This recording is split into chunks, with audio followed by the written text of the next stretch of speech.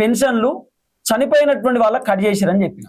చనిపోయినటువంటి వాళ్ళకి పెన్షన్లు వస్తారు. ఇప్పుడు ఒక 3-4 months బ్యాక్ చనిపోతారు, అయినా సరే కంటిన్యూ పెన్షన్లు పడుతున్నాయి.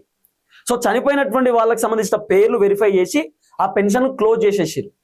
ఇది పాయింట్ నెంబర్ 1. పాయింట్ నెంబర్ 2 వచ్చేసి ఇన్కమ్ ట్యాక్స్ కడుతున్నటువంటి వాళ్ళు.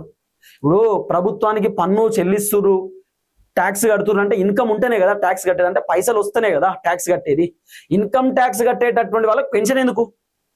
ఇప్పుడు పైసలు సంపాదిస్తే ట్యాక్స్ కడుతున్నారు, మరి పైసలు సంపాదించడానికి మళ్ళీ గవర్నమెంట్ నుండి పైసలు ఎందుకనే ఒపీనియన్ తోటి ఇన్కమ్ ట్యాక్స్ కట్టేటటువంటి వాళ్ళకు కూడా పెన్షన్లు కట్ చేసారు.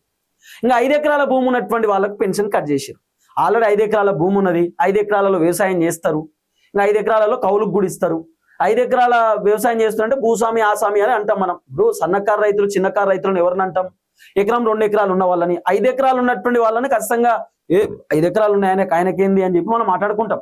సరే మిడిల్ క్లాస్ అయినా కూడా 5 ఎకరాల భూమి ఉందంటే కొంత మంచిది అన్నట్టే కదా. కాబట్టి 5 ఎకరాలు ఉన్నటువంటి వాళ్ళ పెన్షన్లు కూడా రద్దు చేసిరు.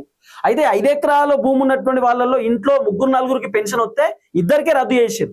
ఒకవేళ ఇంట్లో భార్య భర్తలకు ఇద్దరికి పెన్షన్ వస్తే భార్యకైనా భర్తకైనా ఇద్దరు ఎవరికైనా ఒక్కళ్ళకే రద్దు చేసిరు.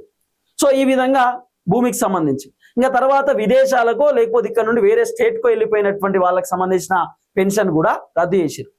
మన తెలంగాణలో ఉన్న వాళ్ళకి పెన్షన్ వస్తుందంటే ఏమో, మన తెలంగాణ నుండి పక్క రాష్ట్రంలో ఉన్నటువంటి వాళ్ళకి పెన్షన్ ఎందుకు అనేటటువంటి ఉద్దేశంతో తీసేసిరట. ఇంకా 5వ అంశం గవర్నమెంట్ ఎంప్లాయీస్ వాళ్ళ తల్లిదండ్రులకు కూడా తీసేసిరు. ఎందుకంటే గవర్నమెంట్ ఎంప్లాయీస్కి జీతాలు వస్తాయి, గవర్నమెంట్ నుండి బెనిఫిట్స్ వస్తాయి, వాళ్ళకి రావాల్సిన వేతనాలు అన్నీ వస్తాయి. మళ్ళీ వీళ్ళ తల్లిదండ్రులకు పెన్షన్ ఎందుకనే ఒపీనియన్ తోటి తీసేసిరు. మళ్ళా గవర్నమెంట్ ఎంప్లాయీస్ వాళ్ళ పిల్లలు కూడా ఉంటారు కదా, అంటే చాలా మంది రిటైర్డ్ అయి ఉంటారు. రిటైర్డ్ అయిన తర్వాత కూడా గవర్నమెంట్ ఎంప్లాయీస్ పిల్లలు ఏజ్ వస్తుంది 60-65 వస్తుంది.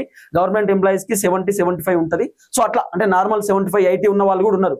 వాళ్ళ పిల్లలకు కూడా పెన్షన్ వచ్చేటటువంటి వాళ్ళకి కూడా రద్దు చేసినట్టు. ఎందుకంటే ఆల్రెడీ వాళ్ళ ఫాదర్ కి ఏదైతే బెనిఫిట్స్ వస్తున్నప్పుడు గవర్నమెంట్ నుండి పెన్షన్ వస్తున్నప్పుడు మళ్ళీ ఎందుకు కొడుకులకు వాళ్ళకి అనేటటువంటి ఉద్దేశంతో కూడా తీసేసిరు. రేపటి రోజు ఫాదర్కి ఏమైనా అయితే అప్పుడు కొడుకుకు మళ్ళీ పెన్షన్ వచ్చేటటువంటి అవకాశాలు ఉంటాయి. అంటే ఈ విధంగా రాష్ట్ర ప్రభుత్వం అనేకమైనటువంటి నిబంధనలతో అనేకమైనటువంటి కొత్త రూల్స్ తో రేవంత్ రెడ్డి ప్రభుత్వం పెన్షన్లను రద్దు చేసేటటువంటి కార్యక్రమం చేసిరు. సుమారు 1,28,000 పెన్షన్లను రేవంత్ రెడ్డి ప్రభుత్వం రద్దు చేసేటటువంటి కార్యక్రమం చేసిరు.